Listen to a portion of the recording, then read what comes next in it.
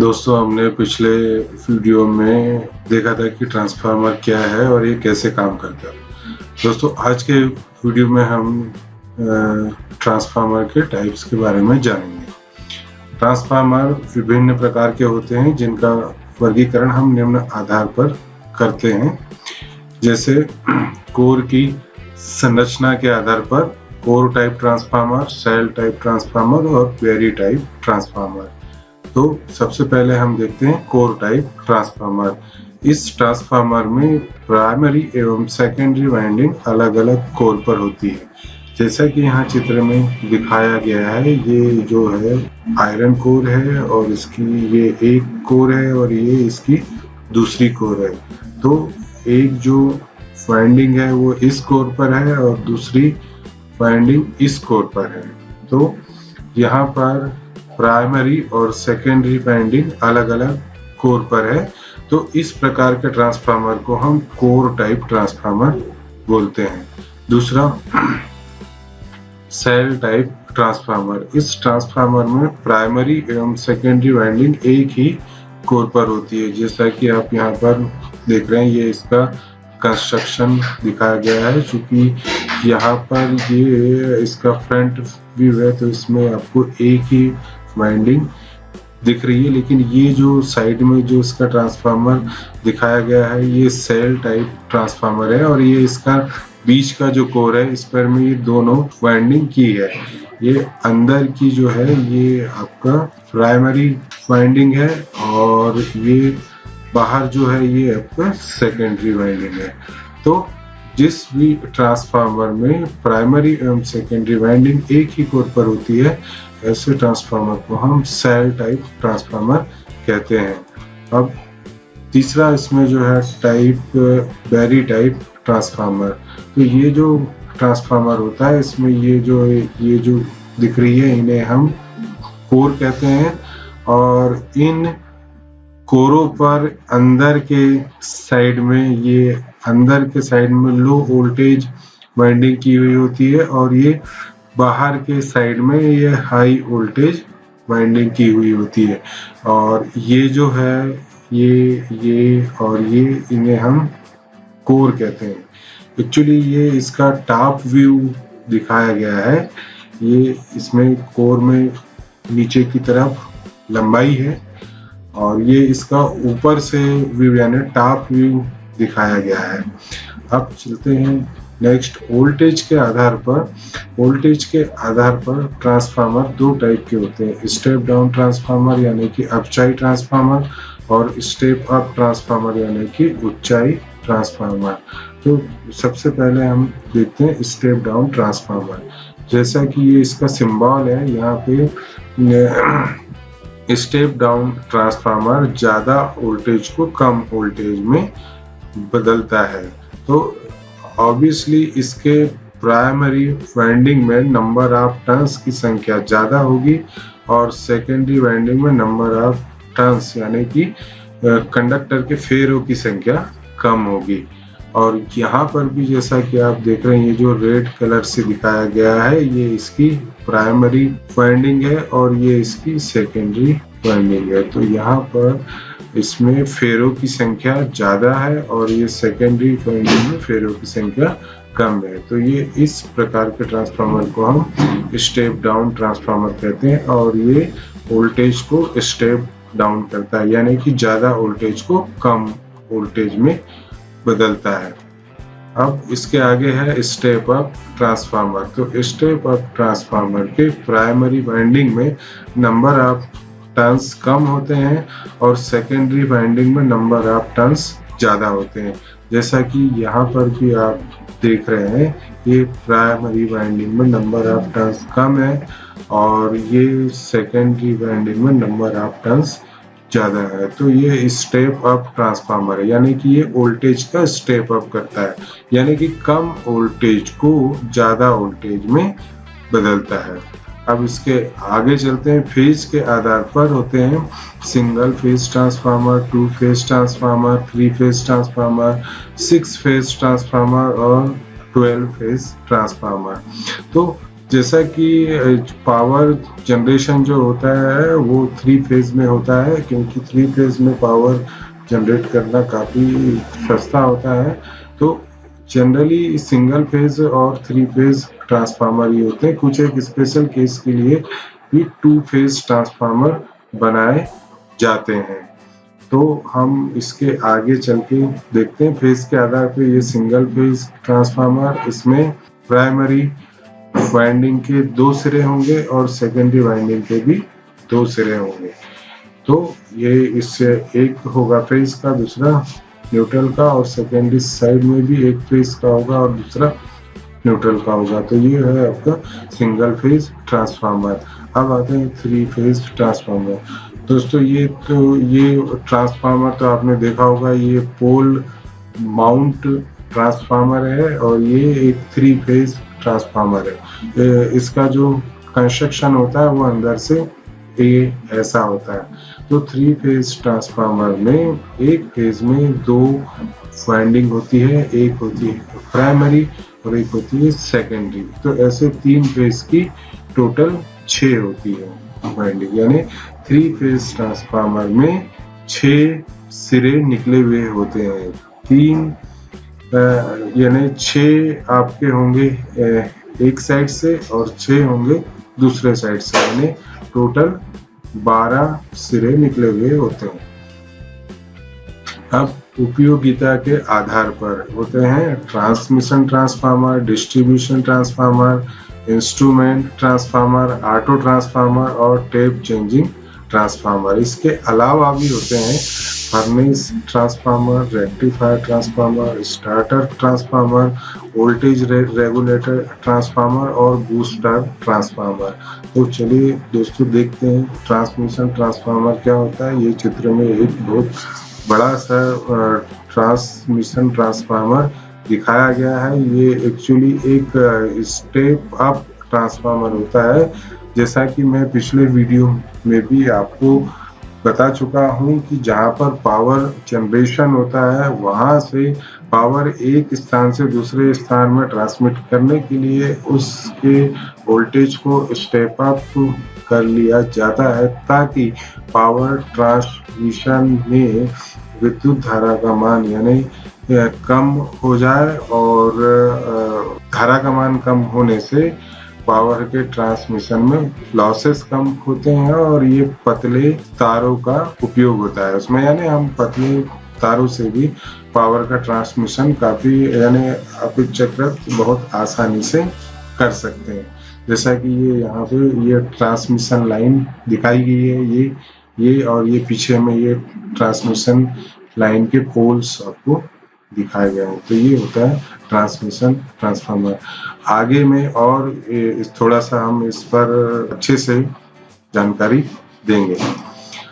दूसरा होता है ये डिस्ट्रीब्यूशन ट्रांसफार्मर। दोस्तों जैसे जो पावर ट्रांसमिट होके ट्रांसमिशन लाइन के जरिए ये डिस्ट्रीब्यूशन सब स्टेशन में आता है, और यहाँ पर भी ट्रांसफार्मर होते हैं। जैसा कि ये एक ट्रांसफार्मर है, इसके पीछे ये दूसरा ट्रांसफार्मर है। तो यहाँ पे ये जो होता है ट्रांसफार्मर, ये स्टेप डाउन ट्रांसफार्मर होता है, जो कि पावर का ट्रांसमिशन हाई वोल्टेज पे किया जाता है, लेकिन उस पावर को डिस्ट्रीब्यूट करने के लिए उसके वोल्टेज को स्टेप डाउन किया जाता है। तो डिस्ट्रीब्यूशन सब स्टेशन में जो ट्रांसफार्मर होते हैं वो स्टेप डाउन ट्रांसफार्मर होते हैं। जैसा कि ये चित्र में दिखाया गया है, ये जो लाल रंग से जो दिखाया गया है ये आपका पावर जनरेटिंग स्टेशन है, और ये नीले रंग से जो दिखाया गया है ये यहाँ से लेकर के ये आपका ट्रांसमिशन लाइन है, और ये ग्रीन कलर से जो दिखाया गया है ये आपका डिस्ट्रीब्यूशन है। जैसा कि ये जो है जनरेटिंग स्टेशन में जो ट्रांसफार्मर होता है वो ट्रांसमिशन ट्रांसफार्मर होता है, जो कि एक स्टेप अप ट्रांसफार्मर होता है, यानी कि इसमें पावर के वोल्टेज को स्टेप अप कर लिया जाता है। फिर ये इन ट्रांसमिशन लाइनों के जरिए इस स्थान से इस स्थान तक, यानी कि ये डिस्ट्रीब्यूशन सब स्टेशन तक इसको ट्रांसमिट किया जाता है। फिर आपके डिस्ट्रीब्यूशन सब स्टेशन में एक स्टेप डाउन ट्रांसफार्मर होता है, जिससे उस यानी इलेक्ट्रिकल पावर के वोल्टेज को स्टेप डाउन यानी कि कम कर लिया जाता है और उसके बाद उसको अलग अलग कस्टमर को वितरित किया जाता है। जैसे कि यहाँ पे ये है सब ट्रांसमिशन कस्टमर, यानी ये 26 किलो वोल्ट से आपके 69 किलो वोल्ट तक का होता है।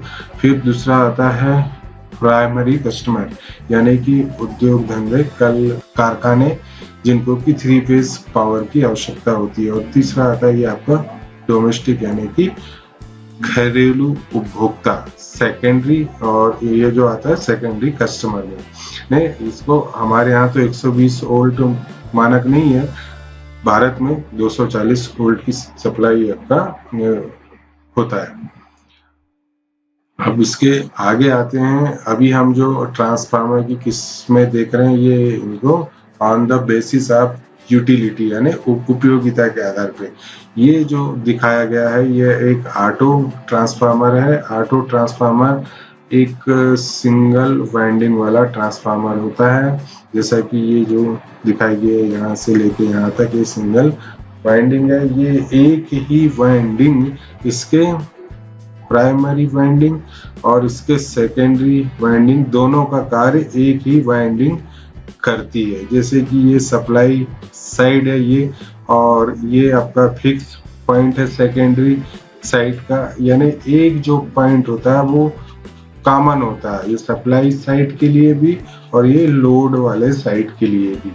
और एक जो होता है ये इसका वेरिएबल पॉइंट होता है, जैसे कि ये दिखाई दे रही है नॉब, इसको घुमाकर हम इस ये जो है एरो इसको हम ऊपर नीचे करके इसके पावर को या इसके वोल्टेज को हम रेगुलेट कर सकते हैं। तो यह एक सिंगल वाइंडिंग वाला ट्रांसफार्मर होता है और इसका उपयोग हम एक वोल्टेज रेगुलेटर की तरह करते हैं। नेक्स्ट अब आता है इंस्ट्रूमेंट ट्रांसफार्मर। तो इंस्ट्रूमेंट ट्रांसफार्मर में दो टाइप के ट्रांसफार्मर होते हैं, एक होता है करंट ट्रांसफार्मर और दूसरा होता है पोटेंशियल ट्रांसफार्मर। तो सबसे पहले हम देखते हैं करंट ट्रांसफार्मर क्या होता है।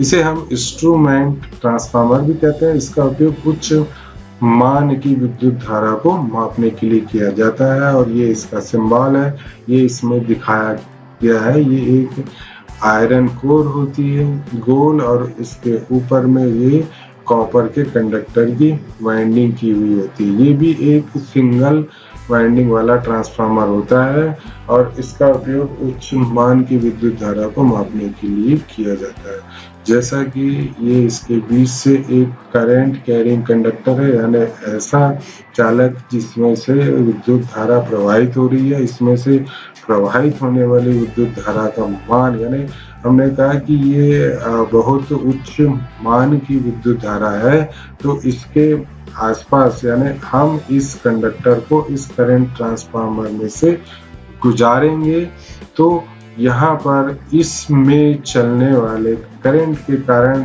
इसमें ये वाली जो करंट ट्रांसफार्मर की कॉइल है म्यूचुअल इंडक्शन के कारण इसमें भी एक विद्युत वाहक बल पैदा होगा। चूंकि ये एक स्टेप अप, यानी अभी ये जो पूरा सेट है ये एक स्टेप अप ट्रांसफार्मर के जैसा है। जैसा कि ये जो बीच में से जो कंडक्टर निकला है ये आपके प्राइमरी वाइंडिंग का कार्य करता है और ये जो करंट ट्रांसफार्मर के कोर के ऊपर जो कंडक्टर लिपटे हुए हैं ये सेकेंडरी वाइंडिंग का कार्य करते हैं। तो ये सेकेंडरी वाइंडिंग में चालकों की संख्या ज्यादा होगी, तो ये एक स्टेप अप ट्रांसफार्मर है, यानी कि ये कम वोल्टेज को ज्यादा वोल्टेज में बदलता है।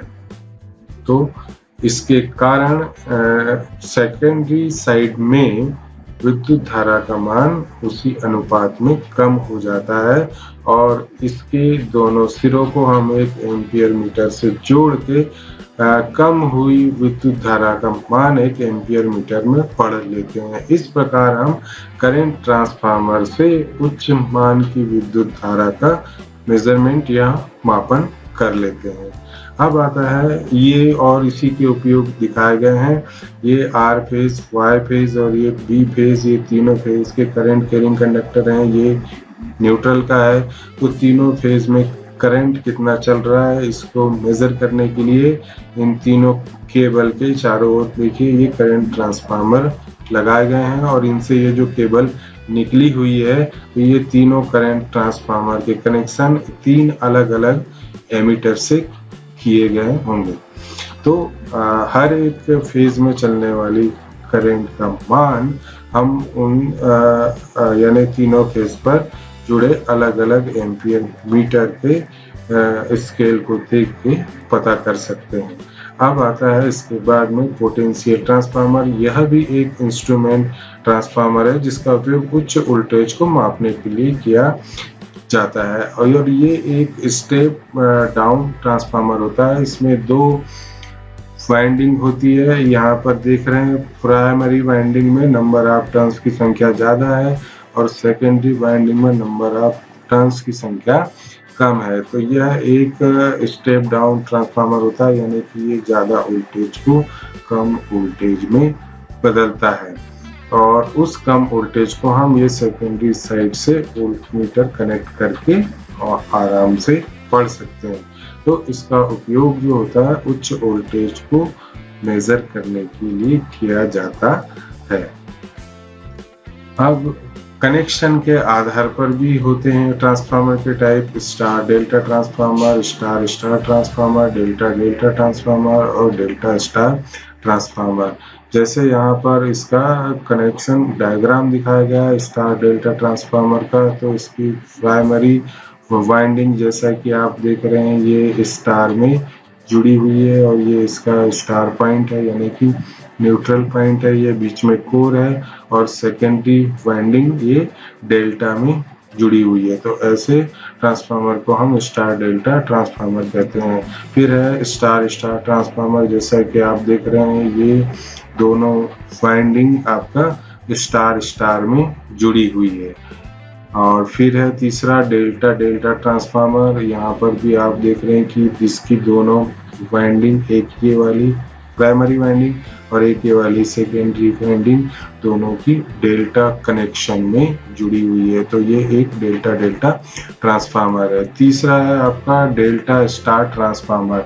जैसा कि आप यहाँ पे देख रहे हैं प्राइमरी वाइंडिंग डेल्टा में कनेक्टेड है और सेकेंडरी वाइंडिंग स्टार में कनेक्टेड है, ये स्टार पॉइंट है।